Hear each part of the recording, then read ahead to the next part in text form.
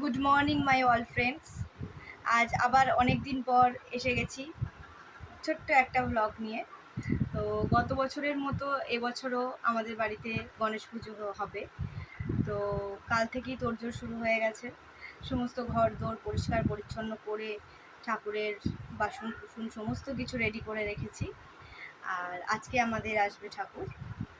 আর সকাল সকাল আজকে উঠে পড়েছি, দেখতেই পাচ্ছ, ফ্রেশ হয়ে গেছি। এখন যাব বাজার দোকান করতে, ফল বাজার আর কাঁচা বাজার। তো সঙ্গে থাকো, তোমাদেরকেও দেখাবো। রেডি হয়ে বেরিয়ে পড়লাম বাজার করতে যাওয়ার জন্য। এসে গেছি বাজারে। দেখো রেল লাইনের ধারে কত বাজার।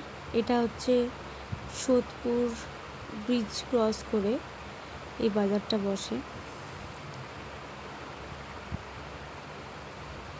এখান থেকেই আমরা সমস্ত রকমের আনাজ ফল সমস্ত কিছু কিনে নিচ্ছি।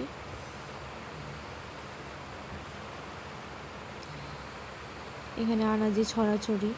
2 ব্যাগ বাজার আমাদের কমপ্লিট। একটা ব্যাগে আছে ফল আর একটা ব্যাগে আছে কাঁচা বাজার। দুপুরে বাজার দোকান করার পরে এসে কোনো রকম খাওয়া দাওয়া করেই শুয়ে পড়েছিলাম। তো এখন সন্ধে হয়ে গেছে, আর কিছুক্ষণ পরেই ঠাকুর আনতে যাব। তার আগে আমার একটা কাজ বাকি রয়েছে, আলপনা দিতে হবে। যদি সম্ভব হয় সেটা আমি তোমাদেরকে দেখাবো। গণেশ বাবাকে নিয়ে চললাম আমাদের বাড়ির উদ্দেশ্যে। সাথে আছে বাচ্চা পার্টি আর মিষ্টির পাপা, আমরা বাড়ির সকলেই। এই যে ঠাকুরকে নিয়ে যাওয়া হচ্ছে আমাদের ঘরের দিকে।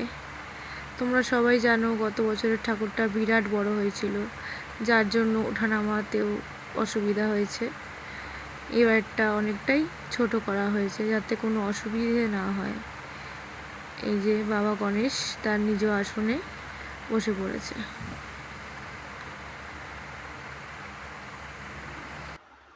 ঠাকুর নিয়ে আসার পর রান্না বান্না করে খাওয়া দাওয়া করে এখন শোয়ার পালা। এখন বাজে 12:30, রাত্রি 12:30 অলরেডি বেজে গেছে। সকাল 7টায় ঠাকুরমশাই আসবে, তো 5:30টার মধ্যে উঠে পড়তে হবে।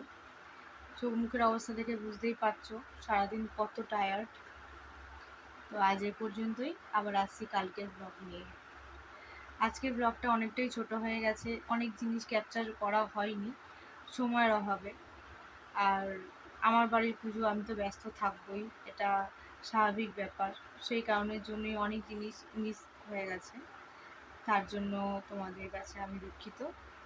চেষ্টা করব কালকের ব্লগটা ফুলফিল করার।